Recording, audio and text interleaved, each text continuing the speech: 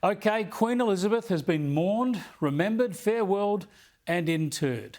The outpouring of emotion was astonishing, actually, the media coverage overwhelming, and the accolades suitably complimentary for a woman who didn't choose her role in life, but nonetheless carried out her duty with distinction.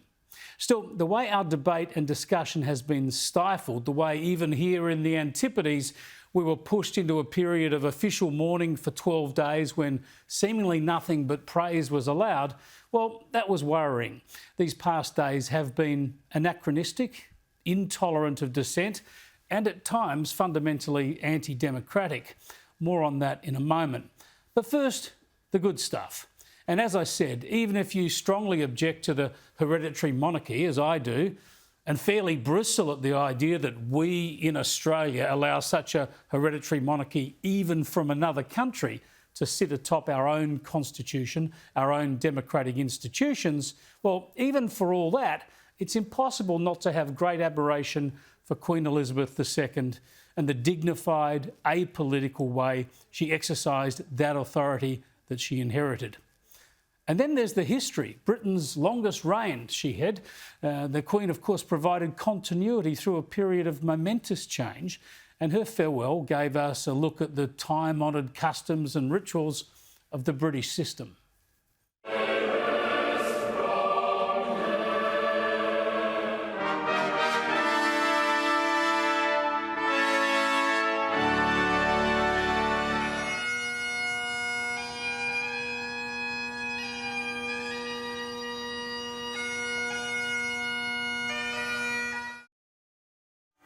Yeah, the spectacle of the royal funeral was brilliant, wasn't it? Disregard the inherited privilege that it represents, and you can still marvel at the music, the military splendour, the pageantry, and of course the devotion of the crowds. The sense of long-held tradition and historical change was amazing to see, especially perhaps if this institution is destined, of course, someday to fall by the wayside eventually. So after 12 days of official mourning, that was some sort of a finale last night, wasn't it? And yes, there's a strong element of celebrity culture and all this, which is pretty annoying, but at heart, it's about institutions and traditions. My favourite element, my hero moment, if you like, belongs to David Beckham. Here was a bloke who captained his country, who was famous and adored across Britain and the world, a man adored by the royals even, a man who was offered a shortcut to the Hall of Westminster to pay his respects to the Queen, but who rejected that, choosing to queue for more than 12 hours like all the other so-called commoners. Beckham is privileged, and he earned his privilege by becoming one of the world's greatest footballers, yet he stood with his fellow citizens. That's impressive. Make the man king. But let's go to the downside of all of this. We saw inherited privilege play out. One moment the UK and Australia had a head of state, the next day she was gone, and we had another. Not chosen on talent, not on merit, not even on popularity, but chosen by birthright. Most of us haven't seen this before in our lifetime, and I found it pretty bracing, pretty abrasive. Also, the absolute blanket devotion of our media to this story, a massive and historical event, to be sure. But the minutiae about who likes who or who's wearing what, well, that's all fine if you're into it. But I reckon a lot of people wanted some other aspects of life to go on. Our parliament shouldn't have been scrapped, for instance. I was lucky with various family commitments to have only hosted this show 3 days during the 12 days of mourning. And of course I was respectful to the Queen, as you know, last week, but I found there was plenty of other things to talk about too. Yes, the Republicans went out too early and too hard. Yes, you had to respect a mourning period for anyone, let alone someone as loved as the Queen. But days later, more than a week later, the tut-tutting and hush-hushing was over the top. It did stifle freedom of speech, and that's something I look at with an ethics expert later in the program. And in this country, bizarrely, we've had a couple more days of this stuff to come. There's a national holiday on Thursday, completely unwarranted, as I said last week, and there'll be more ceremonies on that day in Canberra. I mean, really. You get the sense that because Anthony Albanese is a Republican, He's gone full on and over the top to avoid any sense that he's underplaying the formalities. So what about the institution of the monarchy? What does the past fortnight tell us? Well, look at this little snafu on Channel 9 last night because it gives us a hint. No, hard to identify. Maybe minor royals, members of the... I can't identify them at this point. We can't spot everyone, unfortunately. They look like they could well be local dignitaries. It's hard to see. We're looking at the backs of their heads mostly. But I think we are now getting to the pointy end, as they say, of the... I'm just told that was Ms Truss, the new Prime Minister, in the distance that we could see hopping out of that car. Well, thank you very much.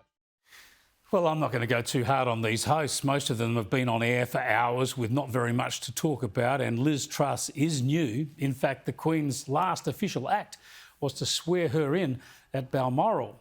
But I think the point here is more substantial.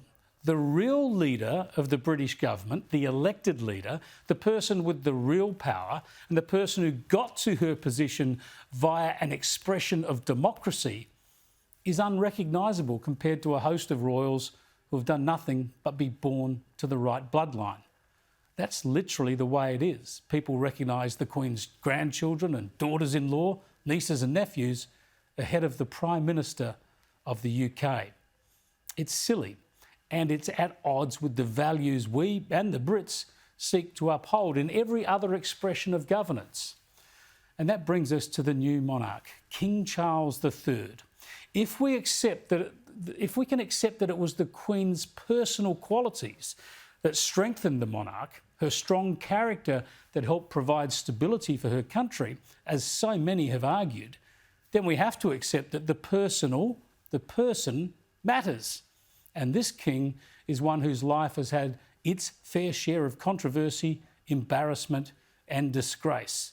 Some of it's so tacky, it's better to let others tell the story. In 1989, Charles and Camilla were secretly recorded engaging in a very intimate phone call. The recording seemed to make it clear that Charles and Camilla were in a sexual relationship that had been going on for some time. In an uncomfortable exchange, Charles even told Camilla that he'd like to become a pair of trousers or a tampon so that he could be closer to her. When a transcript of the phone call leaked to the press a few years later, it pretty much put an end to both of their marriages. That's all behind him now. Camilla is the Queen Consort. And the bigger worry is the new king's catastrophist, political and frankly nutty views about climate change. He says he talks to plants and he even has claimed endorsement from Extinction Rebellion.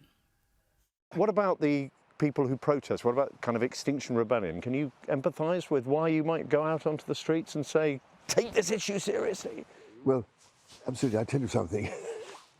Extinction Rebellion came and made a sit-in in my driveway at Highgrove. They left a letter behind saying very nice things and saying that back in such and such a time you said such and such, you were right. Then in 90-something other you said you were right, you were right, you were right. They came to congratulate you. Yes. Dear Lord, King Charles III, the monarch for Extinction Rebellion. King Charles says actually that we're already experiencing climate catastrophe, something that is just not borne out by the facts.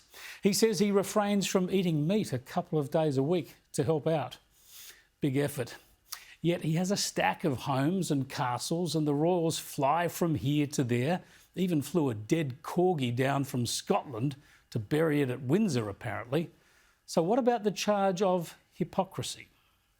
It's true to say that you've got a pretty hefty carbon footprint. I mean, yes. Put it like this, it must take a lot of gas to heat a palace.